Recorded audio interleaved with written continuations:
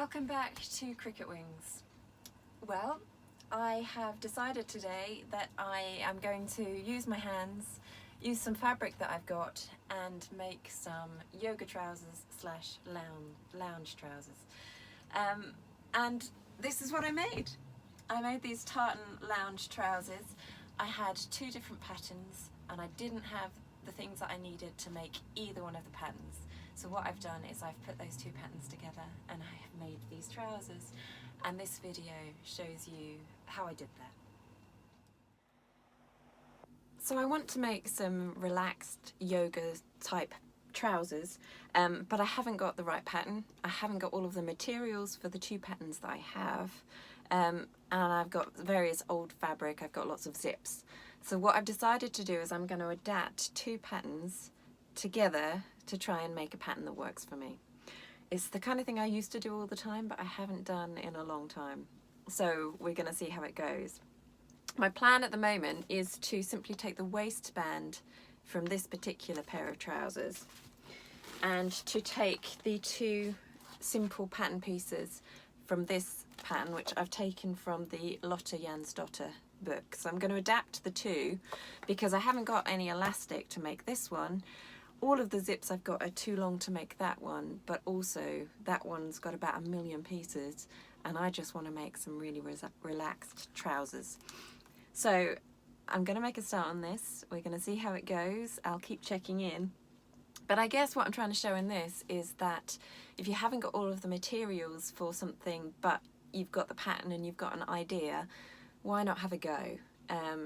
Don't use the best fabric that you've got. I'm planning to use some remnants, some offcuts, an old pair of curtains, because I want these for yoga and possibly even for pyjama bottoms. So I'll check back in a bit. So the plan is just to take the waistband for this, simply because the yoga trousers that I'm cutting from the other pattern are meant to have an elastic around the top. I'm going to put in some darts here, and then I'm going to hold it together with the waistband. I'm also, instead of putting the zip at the front like a fly opening, I'm going to put it along the hip line, because that way it doesn't really matter how long your zips are. So if you've got a longer zip than you would use for a fly, then move the zip so that it is at the side. We'll see if it works. So books like this one often have lots of ideas for making different garments, and then in the back they have fold out sheets with all of the patterns for those particular garments in them. You don't chop up this pattern piece from the back because then you won't be able to make all of the items from it. I tend to use greaseproof paper. Just get a roll and stick it together lengthways if you need it to be wider. I've only got enough for one of the pieces, so I'm also going to be using tissue paper stuck together to make the other pattern piece. Use what you've got. I think I did once get a paper tablecloth and use that to make the pattern pieces. It's just so that you can trace around the shape that come in the back of the book and then create the pattern pieces that you need in the size that you need them. So I've been doing some cutting. I have got, this is quite thin tissue paper. If I could go out and buy greaseproof paper, I probably would, but I can't. So I've got the back pattern. I've got the front pattern of the trousers, mostly from greaseproof paper. And then I have got the waistband from another pattern. And I'm going to roughly put them together so that I can see whether I need to adapt them in any way. And then I'm going to have a go at starting to cut out the fabric. Okay? So I've got my makeshift pattern pieces and I've got a big piece of fabric. I've got a big bag full of lots of different pieces of fabric. I've also got lots of zips. What I haven't got is any elastic, which is why I'm adapting these patterns. So I'm going to lay my fabric out on the floor. I always cut on the floor. Most people don't have a kitchen table big enough to do their cutting out.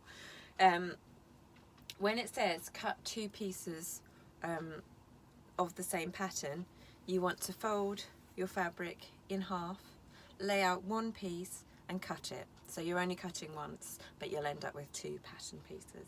And you want to do that with all of the pieces that you've got.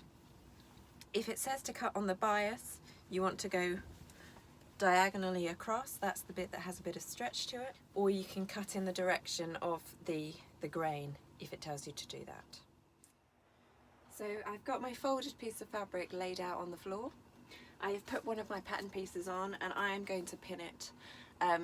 Some people use weights to hold the pattern down.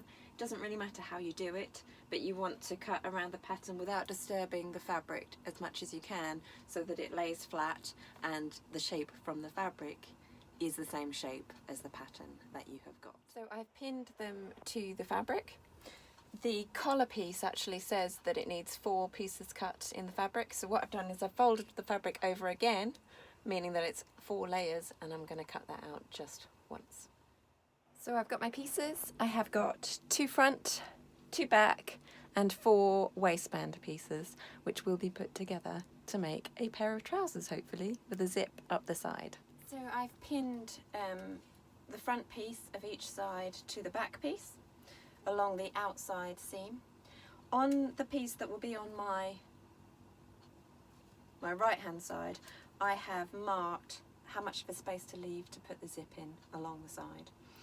So I'm going to sew the outside seams, then I'm going to pin the inside legs and the gusset front and back, and I'm going to sew those as well. Okay, so I have sewn along each side of the trousers. When you do this, imagine the trousers being on, because I nearly made the mistake of sewing 2 bits together and I would have just ended up with one big wide tube. So you want 2 sides of the trousers. You want to then sew around the gusset, the bit that comes up and underneath you. I have then put my zip in, along the side. Now then I've tried them on inside out, and I've decided how much I need to take these in at the waist. Remember, the only reason I'm adapting this pattern is because I haven't got any elastic to pull it in at the back. So I'm adding some tucks and some darts. So at the front, I've added a tuck each side of my hip bone. And at the back, I have added a dart, which is like an arrow or a triangle shape that pulls it in wide at the top and then goes down to a point as it goes down on your body. Okay, so I am adding those to make it fit around my hips so that it sits, and then I am going to create a waistline and attach that as well. But so far the trousers fit really nicely, so I'm really pleased, and I will show you at the end. So I have sewn my tucks into the front 2 pieces of my trousers. I have sewn my darts into the back bit. I have trimmed all of my seams with these zigzag pinking shears, and I have just pinned up the hem, rolling it in on itself so that it won't fray. So my next job is to sew the hems and to attach something around the waistband, just to enclose those seams there so that there's no fraying there either, and then I will show you the completed garment. Okay, so they have been made, they are complete. Now please excuse the mess, I am not a tidy crafter. So the trousers, a piece of off-cut fabric that I had just sat in the cupboard. So I have taken 2 different pattern styles and I've amalgamated them basically to what I'd got in the cupboard. I didn't have any elastic, but I'd got lots of zips. So I changed the original pattern so that instead of having elastic around the waist, I put a zip along the side, and I added the waistband from another pattern that I had. Okay, so we've got 2 front pieces, 2 back pieces. I sewed them all together as per the original pattern. Then I knew that I needed to take the waist in different ways. So I've got 2 darts at the back and I've got 2 tucks at the front. A tuck is just where you fold it over. I then used the waistband pattern piece from another trouser pattern, and I've created that here. Then I've done my first buttonhole in about 10 years, I think. Not the best one you could imagine, but the zip, the button, and then I've got some really comfy trousers that I've made out of some old fabric that wasn't doing anything, and I haven't spent today watching a box set, which is what I've been spending the rest of my time doing. So just a way of using what you've got in the cupboard, adapting a couple of patterns and having a go at making something that you really might enjoy. There we are.